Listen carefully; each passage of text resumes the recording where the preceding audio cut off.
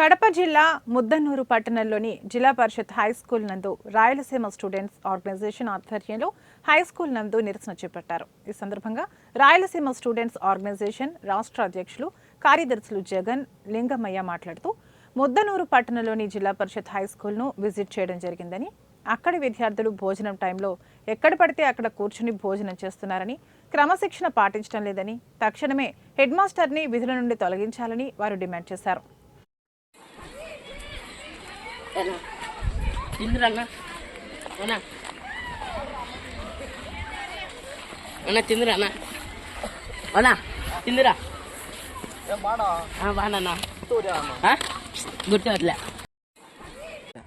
ఈరోజు ముద్దనూరు మండలంలోని స్థానిక జిల్లా పరిషత్ హై స్కూల్ నందు రాయలసీమ స్టూడెంట్ ఆర్గనైజేషన్ ఆధ్వర్యంలో విజిట్ చేయడం జరిగింది. అయితే ఇక్కడ విజిట్ చేసిన సందర్భంలో ఇక్కడ విద్యార్థులకు మెనూ ప్రకారం భోజనం పెట్టడం లేదు. ఈరోజు కూరగాయలు పలావ్ పెట్టాల్సింటే వాళ్ళు ఏదో విద్యార్థులకు పులిహోరన అని చెప్పేసి ఇక్కడ పెట్టడం జరుగుతుంది. మెనూ ప్రకారం భోజనం కూడా సక్రమైన పద్ధతిలో ఉండకుండా చాలా విద్యార్థులు తినే భోజనం మాదిరి లేదు అని చెప్పేసి కూడా సందర్భం తెలియజేస్తా ఉన్నాం.